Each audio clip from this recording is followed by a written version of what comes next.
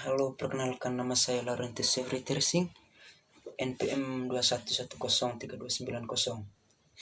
Di sini saya akan menjelaskan tentang kasus kekerasan seksual mahasiswa di Bandung pada tahun 2020. Yang keempat, stigma dan ketakutan untuk melapor. Korban menghadapi stigma sosial dan ketakutan yang besar untuk melapor karena takut dihukum atau dipersalahkan, yang merupakan salah satu hambatan utama bagi banyak korban kekerasan seksual di Indonesia.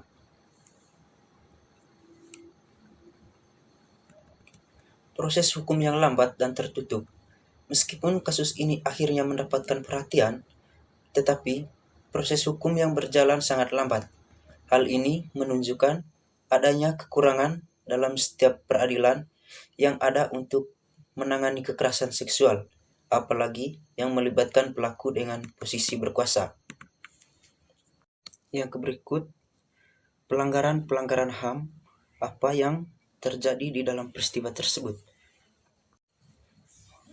Pelanggaran tersebut, yang pertama, pelanggaran terhadap hak untuk hidup bebas dari kekuasaan atau hak untuk keamanan pribadi.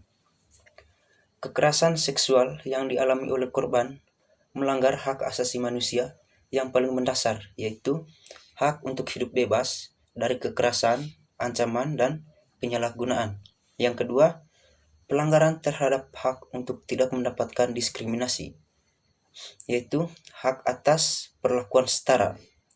Korban mengalami kekerasan yang terjadi karena ketidaksetaraan dalam hubungan kekuasaan antara seorang dosen sebagai pelaku dan seorang mahasiswa sebagai korban.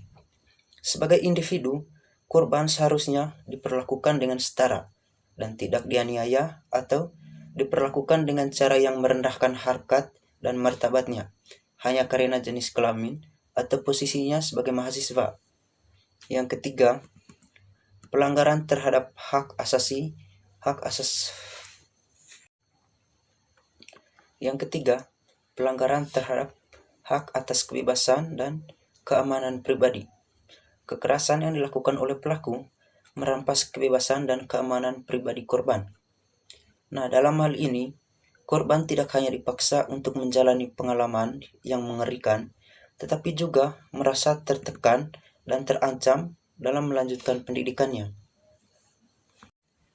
Yang berikut, siapakah nama pelaku dan siapakah nama korban? Di sini, karena adanya perlindungan hukum dan privasi korban dalam kasus-kasus kekerasan seksual, nama-nama pelaku dan nama korban biasanya tidak dipublikasikan secara rinci. Pihak yang terlibat umumnya hanya disebut dengan sebutan umum seperti pelaku tadi, yaitu dosen, dan korbannya tadi mahasiswa, sesuai dengan kebijakan privasi yang berlaku. Pada kasus ini, pelaku yang disebut adalah seorang dosen dan korban adalah seorang mahasiswi yang melaporkan kejadian tersebut.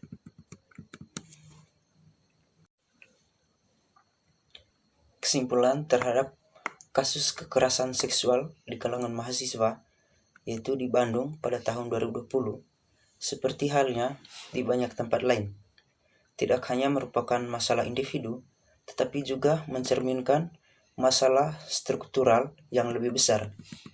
Ketimpangan kekuasaan dalam hubungan dosen dan mahasiswa, budaya patriarki yang menganggap remeh kekerasan seksual, kurangnya pendidikan dan kesadaran tentang masalah ini, serta mekanisme penanganan kasus yang lemah adalah beberapa akar masalah yang perlu diatasi secara holistik. Upaya untuk menciptakan kampus yang aman dan bebas dari kekerasan seksual memerlukan perubahan dalam kebijakan, pendidikan, serta penguatan sistem perlindungan dan penegakan hukum yang lebih tegas. Yang berikut, dampak bagi korban. Yang pertama, dampak jangka pendek. Trauma psikologis.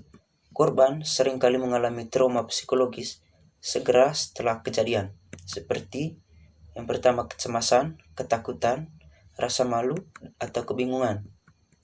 Sedangkan yang kedua, trauma yang kedua, gangguan emosional dan kesehatan mental. Rasa takut, cemas, atau depresi yang dialami oleh korban bisa mempengaruhi kinerja akademik mereka, mengganggu hubungan sosial, dan merusak kepercayaan diri mereka.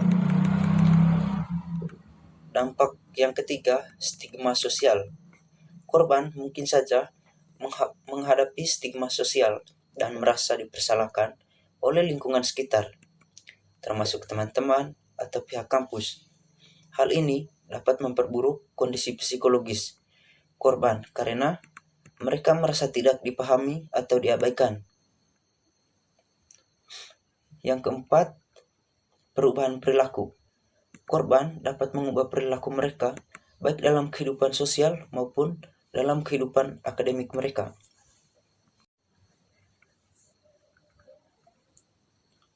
Aspek hukum dan HAM. Yang pertama, aspek hukum.